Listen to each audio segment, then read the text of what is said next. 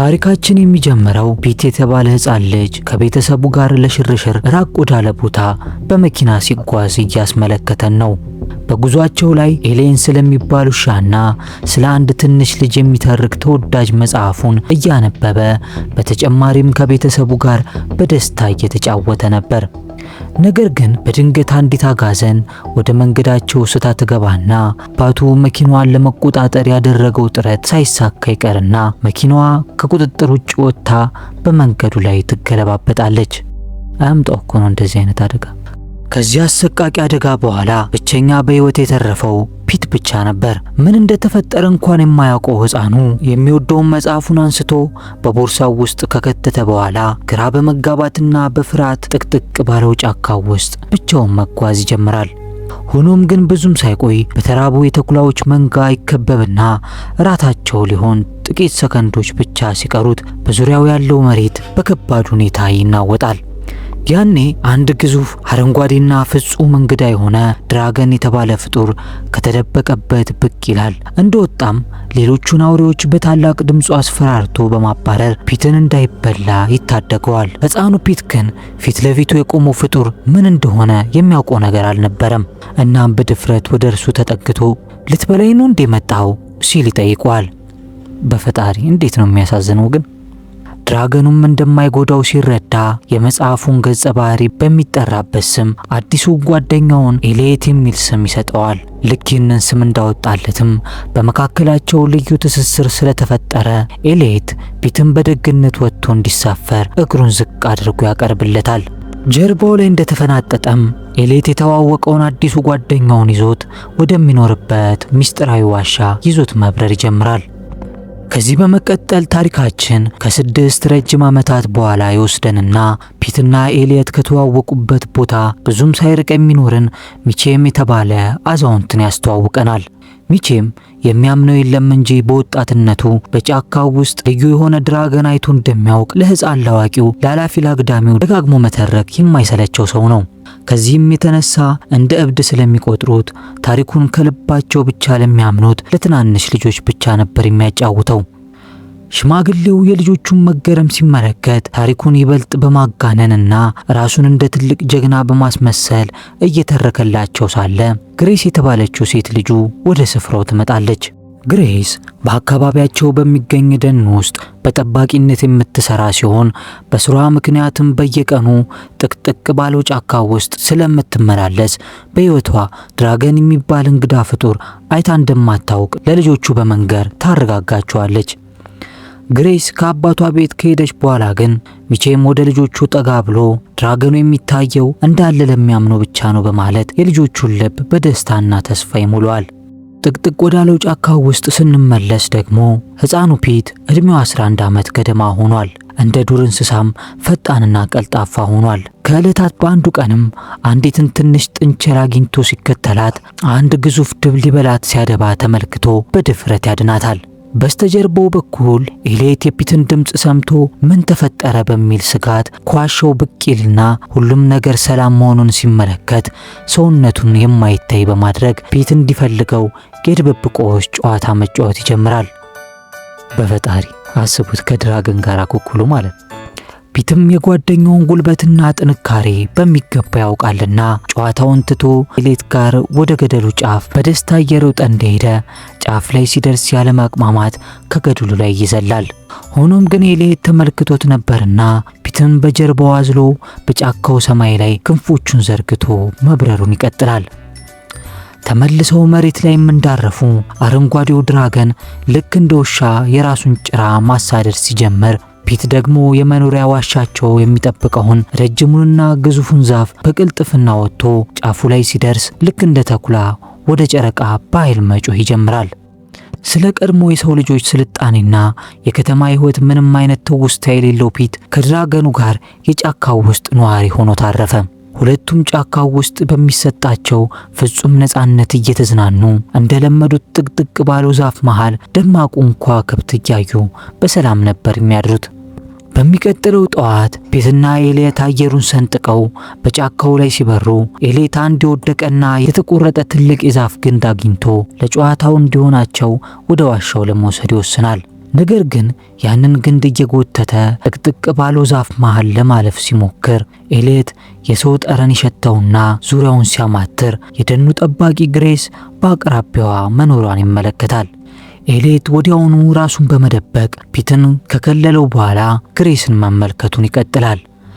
ግሬስ በቦታው እየተራመደች ሳለ በእንጨት ቆራጮች ምልክት የተደረገባቸው ዛፎችን በማስተዋሏ ዛፎቹ መቆረጥ የለባቸውም ባይ ስለነበረች የተቀመጠውን ምልክት በማጥፋት ስራዋን ትቀጥላለች። በዚህ በኩል ፒት በድብቅ ሆኖ እየተከታተላት ሳለ በከፈተችው ቦርሳዋ ውስጥ አንድ የሚያብረቀርቅ ኮምፓስ ይመለከታል። ሴትዮዋ በትኩረት ስራዋን እየሰራች መሆኑን እንዳየም ቀርቦ ኮምፓሱን ለመስረቅ ወስኖ በዝምታ ይጠጋታል። ነገር ግን ወደ ቁጥቋጦ ሊመለስ ሲል በፈጠረው ድምጽ ምክንያት ሊያዝ ጥቂት ነበር የቀረው። በዚህ መሃል ሌላኛው የጫካ ጠባቂ ጓደኛዋ መሄድ እንዳለባት ለመናገር ወደ ግሬስ ይመጣል። ትኩረቷ ከሱ እንደተነሳ የሚያየው ፒት አጋጣሚውን ተጠቅሞ ሳይታይ ያመልጣል። ይህ ልጅ ግን ቆይ ስንት አመቱ ነው ወገን? እኔ በ11 አመቴ እኮ ጭቃ ሳቦካ ነበር ማስታወሰው። ግሬስም ከመሄዷ በፊት የእንጨት ቆራጮቹ ህገወጥ ስራቸውን ማስቆም ባትችልም ማዘግየት ግን ትችላለችና የማሽኑን ቁልፍ በድብቅ ወስዳ መሬት ላይ ጥላባቸው ትሄዳለች። በሚቀጥለው ቀን ጠዋት ፒትና ኤሌት በዋሻው ውስጥ በሰላም ተኝተው ሳለ ፒት ከሩቅ የሚመጣና የሚያስፈራ የኤሌክትሪክ መጋዝ ድምጽ ሰምቶ በድንጋጤ ይነቃል። በጫካው ውስጥ እንዲህ ያለ አስከፊ ድምጽ ከዚህ በፊት ሰምቶ ስለማያውቅ ጉዳዩን ለማጣራትና ጓደኛው ኤሌትን ለመጠበቅ ሲል ብቻውን መጓዝ ይጀምራል። ፒት በዛፎቹ መካከል በብልሃት ተደብቆ የሰዎቹን እንቅስቃሴ ሲከታተል ግዙፍ ዛፎችን ያላንዳች ርህራሄ የሚቆርጡ ዛፍ ቆራጮችን ይመለከታል። ከሰራተኞቹ አንዱ የሆነውና በግትርነቱ የሚታወቀው ጋቪን የተባለ ሰው ከባልደረቦቹ ጋር በመሆን በአካባቢው ተገኝቶ ህጋዊ ፈቃድ ሳያገኝ ዛፎቹን እየቆረጠ ነበር። ብዙም ሳይቆይ የደን ጠባቂዋ ግሬስ ዳግመኛ ወደ ስፍራው ትመጣለች። እንደደረሰችም ጃክ ስለተባለው ባለቤቷና የቡድኑ መሪ ስለሆነው ሰው መጠየቅ ትጀምራለች። ጃክ የዚሁ የጋቪን ታላቅ ወንድም ነበር። ግሬስ የእንጨት ቆራጮቹ ቡድን በተከለከለና ጥበቃ በሚደረግለት የጫካ ክፍሉ ውስጥ እየሰሩ መሆኑን ስትረዳ ከጃክ ጋር ትጣላለች። ይህ በሁለቱ መካከል የተፈጠረው የጦፈ ክርክር የሰዎቹን ትኩረት ሙሉ በሙሉ ሲሰርቀው የጃክና የግሬስ ልጅ የሆነችው ናታሊ ክፍተቱን ተጠቅማ ብቻዋን ጥቅጥቅ ወዳለው ጫካ ውስጥ እንድትገባና ከፒት ጋር እንድትተዋወቅ በር ይከፍትላታል። ፒት በህይወቱ ለመጀመሪያ ጊዜ እሱን የምታክል የሰው ልጅ ሲያይ በውስጡ ትልቅ ደስታ ተሰማው። ናታኒም ይህ እንግዳ የዱር ልጅ ማን እንደሆነ ለማወቅ በመፈለጓ ጓደኛው ልትሆን በጉጉት ትከተለው ጀመር። ፒት ከአንድ ትልቅ ግንድ ጀርባ ተደብቆ ሁኔታውን ሲከታተል እንደቆየ ድንገት ድምፅ አውጥቶ በመሮጥ በሚገርም ፍጥነትና ቅልጥፍና ወደ አንድ ዛፍ አናት ላይ ይወጣል። ናታሊ በልጁም ቅልጥፍና ተገርማ እሱም መከተሏን አላቆመችም። ይልቁንም እርሷም እንደሱ ወደ ላይ ለመውጣት ትጀምርና እንደ ፒት ግን ዛፍ ላይ የመውጣት ልምድ ስላልነበራት ድንገት ተንሸራታ ትወድቃለች። ስትንሸራተት ግን በመጮዋ ምክንያት የሁሉንም እንጨት ቆራጮች ትኩረት ወዲያውኑ ይስበዋል። ታዲያ እሷንም ከአደጋ ለመታደግ የፈለገው ፒት ተደግፎበት ከነበረው ቅርንጫፍ ላይ ሆኖ በሙሉ ኃይሉ የናታሊን እጅ ይዞ ከመውደቅ ሊያተርፋት ቢሞክርም ቅርንጫፉ ግን የሁለቱንም ክብደት መሸከም ስላልቻለም ተሰባብሮ ሁለቱም አብረው ይወድቃሉ። ሆኖም ግን መሬት ላይ ደርሰው ሊፈጠፈጡ ጥቂት ሲቀራቸው ፒት በአየር ላይ ሆኖ አንድ ግንድ ላይ ተንጠልጥሎ የናታሊን አወዳደቅ ስላቀለለላት ያለምንም ከባድ ጉዳት ታርፋለች። መሬት ላይም እንደደረሱ ናታሊ በግርምት ትኩር ብላ ታየውና እድሜው ስንት እንደሆነ ትጠይቀዋለች። ፒት ግን ስለ ጊዜና ስለ እድሜ ምንም የሚያውቀው ነገር ስላልነበረ ግራ ይጋባል። ስለዚህ ከመኪና አደጋው በፊት የነበረው እድሜውን በማስታወስ ገና 5 አመቱ እንደሆነ ይነግራታል። ምንም እንኳን ከ10 አመት በላይ የሚመስል ገጽታ ቢኖረውም ናታሊ መልሱን ተቀበላ ራሷን ማስተዋወቅ ስትጀምር ንግግራቸው ምን እንደተፈጠረ ለማወቅ በድንጋጤ በመጡት በጃክና በእንጨት ቆራጮቹ ቡድን ተቋረጠ። የእንጨት ቆራጮቹ መሪ ጃክም ልጁ ከዛፍ ላይ መውደቋን ሲረዳ በድንጋጤ ደርሶ በእንደዚህ አይነት አደገኛ ቦታ ላይ ምን ልታደርግ እንደመጣች በቁጣ ይጠይቃታል። ናታሊም ትኩረቷ የነበረው እንግዳው ልጅ ላይ ስለነበር ተደብቆበት የነበረውን ቁጥቋጦ እያሳየች ስለ ፒት ትነግረው ጀመር። ግሬስ በዚህ በኩል ያንን በጫካው ውስጥ ብቻዋን ያደገውን ምስኪን ልጅ ተመልክታ ቀስ ብላ ተጠጋችው። ልታረጋጋውም እየሞከረች ስለ ቤተሰቡና ስለ ማንነቱ ብዙ ጥያቄዎችን ብታቀርብለትም ፒት ግን በፍርሃት ተሞልቶ ዝምታን ይመርጣል። በዚህ መሃል ግሬስ የጠፋባትን ኮምፓስ አንገቱ ላይ ታስሮ ስትመለከት በግርምት ይበልጥ ትጠጋዋለች። እንቅስቃሴዋም ክፉኛ ያስደነገጠው ፒት በሙሉ ኃይሉ ወደ ጫካው መሮጥ ይጀምራል። ሆኖም በሚያመልጥበት ጊዜ ከጋቪን ጋር ፊት ለፊት ይጋጫል። አሁንም በአቅራቢያው ያለው ዛፍ ላይ ሊወጣ ቢሞክርም ጋቪን በቁጣ ስቦ በኃይል መሬት ላይ ሲጥለው ፒት ጭንቅላቱን ተመቶ ራሱን ይስታል። ምን አይነት ትርጉም ነው በእናታችሁ? ጩጬ አይደል? እንዴት ቀስ ብሎ አይጎትተውም? በዚህ ቅጽበትም ሩቅ የነበረው ኤሌት በጓደኛው ጩኸት ከእንቅልፉ ይነቃል። የፒትን ጠረን ተከትሎም ሲሄድ የእንጨት ቆራጮቹ ጣቢያ ጋር ይደርስና በዛፎቹ መሃል ሆኖ በጥሞና ማዳመጥ ይጀምራል። ያው ይህ ማለት የሰው ቋንቋ ይገባዋል ማለት ነው። በመሃልም ጋቪን የፒትን ስም ሲጠራ ይሰማዋል። ኤሌትም ይበልጥ ተጠግቶ የሚባለውን ለመስማት ሲል በአንድ ዛፍ ግንድ ስር በሰውነቱ ልክ ይደግፋል። ዛፉ ግን የድራገኑን ክብደት መሸከም ስላልቻለ ተሰባብሮ መሬት ላይ ይወድቃል። በድምፁ የተደናገጡት ሰራተኞችም አንድ ግዙፍ ነገር በደን ውስጥ መኖሩን ስለጠረጠሩ መሳሪያቸውን ይዘው ዛፉን የጣለውን ፍጡር ለማደን ይነሳሉ። አልቀረባቸውም፣ ወጉን ይዘውታል መቼም። ኤሌትም እየተፈለገ መሆኑ ሲገባው በፍጥነት ካይናቸው ይሰወራል። እንጨት ቆራጮቹም የሰበረውን ዛፍና የጣለውን የእግር ኮቴ ተከታትለው ጥቂት ሜትሮችን ቢፈልጉትም ያገኙት ሳይችሉት በመቅረታቸው ግራ ይጋባሉ። ራሱን ከሳተ በኋላ ወደ ከተማው ሆስፒታል የተወሰደው ፒትም የት እንደወሰዱት ግራ ተጋብቶ ይነቃል። እንደተነሳም በግሬስና በውጭ ባሉ ፖሊሶች መካከል የሚደረገውን የጦፈ ወሬ በዝምታ ያዳምጥና በቁጥጥር ስር አውለው ሊያቆዩት እንጂ በቀላሉ ሊለቁት እንደማይፈልጉ ይረዳል። በዚህ ጊዜ ሳይቀድሙት ይቀድማቸውና መስኮቱን ከፍቶ ያመልጣቸዋል። በማያውቀው የሰው ልጅ ስልጣኔ መካከል ሆኖ በፍርሃት ጓደኛው ኤሌትን ፍለጋ በማያውቋቸው ነዋሪዎች መካከል እንደ እብድ ይሮጥ ጀመር። ጥቂት ሜትሮችንም ወደፊት እንደሄደ ሊያስቆመው ከሚሞክር የፖሊስ መኪና ጋር ይጋፈጣል። ሆኖም ፒት ወደ ኤሌት ለመመለስ ቆርጦ ነበርና አቅጣጫውን ቀይሮ በተማሪዎች በተሞላ የትምህርት ቤት አውቶቡስ ላይ ተንጠላጥሎ በመውጣት ጣሪያው ላይ ሆኖ የሚኖርበትን የዋሻ ቦታ ለማግኘት አርቆ መመልከት ይጀምራል። ሆኖም የከተማው ህንጻዎች ሊያስመለክቱት ፈጽሞ አልቻሉም። ከአውቶቡሱ ወደ ሌላ መኪና ጣሪያ ላይ ዘሎ በመውረድም ጉዞውን ይቀጥላል። በመጨረሻም መውጫ ወደ ሌለውና በፖሊስ ወደ ተከበበ መንገድ ውስጥ ይገባል። ፒትም የሚሄድበት ጠፍቶት መጨናነቅ ሲጀምር ግሬስ ረጋ ብላ ትጠጋውና በጣፋጭ ንግግሯ ልክ እንዳረጋጋችው ለደህንነቱ ስትል ለጊዜው ወደ ፖሊስ ጣቢያ ይዛው ትሄዳለች። ምን አለ ብትው በቃ ልጁ ህይወቱን ያኖርበት ለደህንነት የተሻለው ፖሊስ ጣቢያ ነው የሚሻለው ብላ ፎገረው ይዛ ሄደች ማለት ነው። ከዚህ በኋላ ከአዛዡ ጋር ረጅምና አድካሚ ንግግር ካደረጉ በኋላ ግሬስና ናታሊ ትክክለኛ ወላጆቹን እስኪያገኝና ያለፈ ታሪኩ እስኪጣራ ድረስ እሱን የመንከባከብና የመጠበቅ ከባድ ኃላፊነት በፈቃደኝነት ተቀብለው መስኪኑን ፒት ወደ ቤታቸው ይዘው ይሄዳሉ። ነገር ግን መኪናዋ ከቤቱ ፊት ለፊት እንደቆመች ነፃነት የለመደው ፒት ወደ ጫካው ለመሮጥ ጊዜ አላባከነም ነበር። ግሬስም ወዲያውኑ ተከትለው በመሮጥ ጥቂት ርቀት እንደተጓዘ ትይዘውና የሚኖርበትን ሚስጥራዊ ቦታ አብረው ለማየት በሌላ ቀን ወደ ጫካው ይዘው እንደምትሄድ ቃል በመግባት ታባብሏለች። ፒት ከዚያ አዲስና ጊዜያዊ ቤተሰቡ ጋር እየተላመደ ሳለ በጫካው ውስጥ ግን አደገኛ ክስተት እየተፈጠረ ነበር። ጋቪንና ሰዎቹ በደን ውስጥ ጠፍተው ግራ ገብቷቸው ሲንከራተቱ ቆይተው በመጨረሻ የኤሌትን ሚስጥራዊ ዋሻ ያገኙታል። አሰሳቸውንም ሲያደርጉ ጋቪን በጉጉት ተሞልቶ ባትሪውን በማብራት ወደ ዋሻው ዘልቆ እንደገባ የፒትን የልጅነት መጽሐፍ መሬት ላይ ወድቆ ያገኘዋል።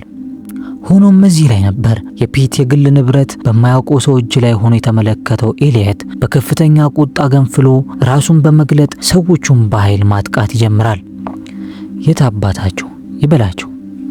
ሁሉም ከዚህ አስፈሪ ፍጥረትም ሽሽት ወደ መኪናቸው እንደሮጡ አንደኛው ሞተሩን አስነስቶ በከፍተኛ ፍጥነት ለማምለጥ ይሞክራል። ነገር ግን ኤሊየት የመኪናውን የኋላ ክፍል በቀላሉ በማንሳት መሄድ እንዳይችሉ ይከለክላቸዋል። ተስፋ የቆረጠው ጋቪንም ጠመንጃውን አውጥቶ ወደ ድራገኑ ያነጣጥራል።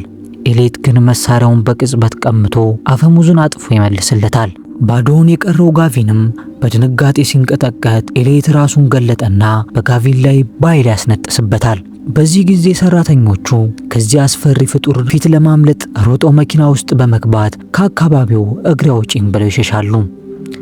ወደ ግሬስ ስንመለስ ደግሞ በግሬስ ቤት ውስጥ ፒት የቤት ዕቃው እንግዳ ሆኖበት እየተጫወተ ሳለ የጫካ ጠባቂዋና የፖሊስ መኮንኑ የልጁ ማንነትና ምን እንደተፈጠረ ለማወቅ ጥልቅ ምርመራ ያካሂዱ ነበር።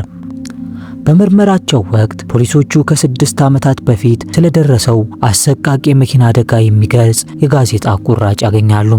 በዚህም የፒት ወላጆች በዚሁ አደጋ መሞታቸውንና ልጁ ለ6 ዓመታት ብቻውን በዱር ውስጥ እንደቆየ ያረጋግጣሉ። ግሬስም ይህንን እንዳወቀች ሁኔታው ስላሳሰባት በማግስቱ ጠዋት የማህበራዊ ጉዳይ ሰራተኛ መጥቶ ልጁን ለደህንነቱ ሲባል እንዲወስደው ይወስናሉ። በዚህ ሰዓት ከከተማው ራቅ ባለ ስፍራ ኤሌት የልብ ጓደኛው ፒትን ፍለጋ በጭንቅ እየተንከራተተ ነበር። ጠረኑንም እያሸተተ ሆስፒታል ድረስ ቢከተለውም ፒት ግን አስቀድሞ ስለሄደ በዚያ ስፍራ ሊያገኘው አልቻለም። በዚያች ቅጽበትም የሸሸውን የጋቪን መኪና በመንገድ ላይ ሲያልፍ በመመልከቱ ፒትን ሊያገኘው እንደሚችል አውቋልና በድብቅ ይከተለው ጀመር። በዚህም የእንጨት ቆራጮቹ ስለገጠማቸው አስፈሪ ፍጡር ሊናገሩ ወደ ጃክ ቤት ይሄዳሉ። ጋቪን በጫካው ውስጥ ያየውን ፍጡር ለመያዝ ከወንድሙ ከጃክ እርዳታ ቢጠይቅም የናታሊ አባት ግን የማይመስል ተረት ነው በሚል ፈጽሞ ሊያምነው አልፈቀደም። ሲቀጥልም በዚያ ጨለማ ወደ ጫካው ተመልሶ ለመሄድ ፍላጎት እንደሌለው በቁርጥ ይገልጽለታል።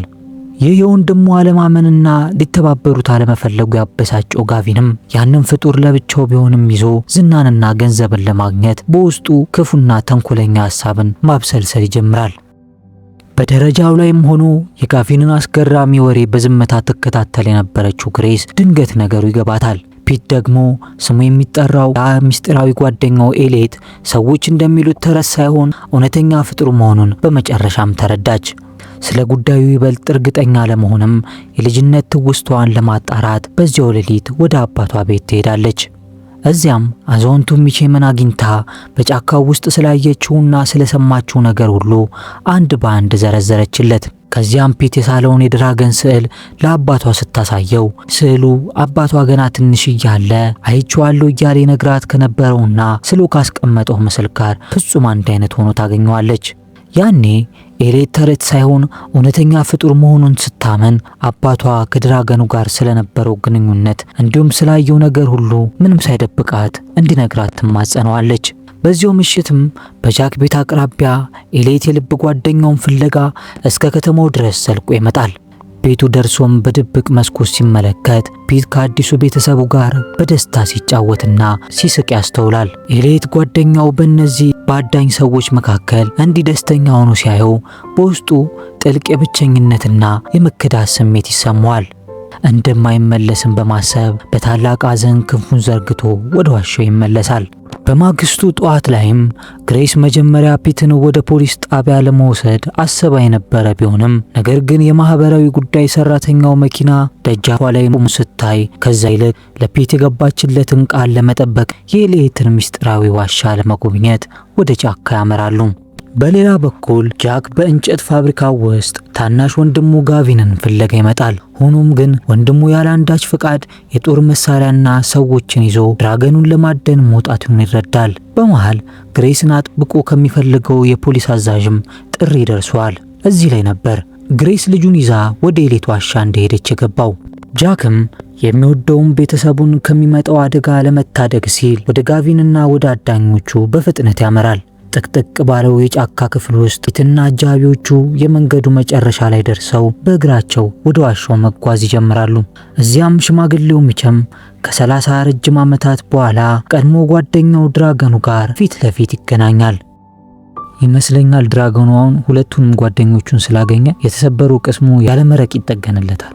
ናታሊም ብትሆን በድራገኑ ግዝፈት ተደንቃና ተመስጣ ቀስ ብላ በመጠጋት አፍንጫዎቹን እየነካካች ሳለ ጋቪን ከጓደኞቹ ጋር በድንገት ወዳሉበት ደርሶ ያለምንም ርህራሄ በኤሌት ላይ ማደንዘዣዎችን መተኮስ ይጀምራሉ። በመቀጠልም በአንገቱ ላይ ወፍራም ገመድ አስረው ክፉኛ እንዲረበሽና ለነፍሱ እንኳን መከላከል እንዳይችል ያደርጉት ጀመር። ለሰው ሞት አነሰው አሉ። አሁን ምን አደረጋችሁ? በዚህ በኩል የሚወደውን ጓደኛውን እንዲያደርገው ሲጎዱት ማየት ያልቻለው ፒት ኤሌትን ለመታደግ የእንጨት ዱላ ይዞ አዳኞቹን መምታት ይጀምራል። ጋቪንም ደርሶ በትከሻው ላይ ተሸክሞ ከውከቱ ቦታ ያርቀዋል። ኤሌት የመጨረሻ ኃይሉን አሰባስቦ ለማምለጥ ቢሞክርም በማደንዘዣው ብዛት ተዳክሞ ነበርና ምንም ማድረግ ሳይችል ቀርቶ ይወድቃል። በሚያሳዝን ሁኔታ በቅርንጫፎቹ ላይ ተፈጥፍጦ ሲወድቅ ዋሻውን ለዓመታት ሲጠብቀው የነበረው ዛፍም ተሰባብሮ ይወድቃል። አደናቸው በስኬት ከተጠናቀቀ በኋላ ጋቪን ድንቅ ፍጥሩን እንደ ዋንጫ ቆጥሮት በኩራት የጭነት መኪናው ላይ አስሮ ወደ እንጨት ፋብሪካ መጋዘኑ ያመራል። በዚህ በኩል ይህንን የተመለከተው ጃክ ከቢሮ ሆኖ በከተማው ያሉትን መኪኖች በሙሉ ወደ ስፍራው እንዲላኩ ለፖሊስ አዛዡ ስልክ እየደወለለት ነበር። ጃክ ወንድሙን ለማነጋገርና ከዚህ ስህተቱ እንዲመለስ ለማሳመን ከመሄዱ በፊት ልጁ ናታሊን ከፒት ጋር ሆና እንድትጠብቀውና እንዳይርቃት አጥብቆ ነግሯት ይሄዳል። ከዚያም ከሚቼም ጋር በመሆን ጋቪን ድራገኑን እንዲለቅና እንዲፈታው ሊያሳምኑት ቢሞክሩም እሱ ግን በስግብግብነቱ ታውሮ ሊሰማቸው ፈጽሞ አልፈለገም። እንዴ ቆይ ምንድን ነው የሚፈልገው? የድራገን እርባታ ሊጀምር ነው እንዴ?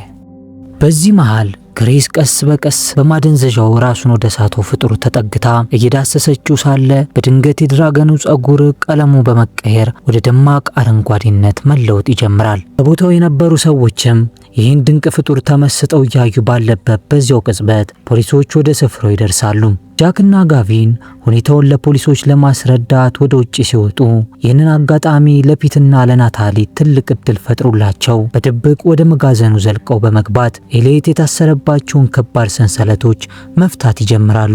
በዚህ መሃል ተመልሰው ወደ መጋዘኑ እየተመለሱ መሆኑን የተረዳችው ናታሊ በሩን በወፍራም እንጨት ዘጋችውና ኤሌት ኃይሉን አሰባስቦ እንዲበር ልታሳምነው ሞከረች።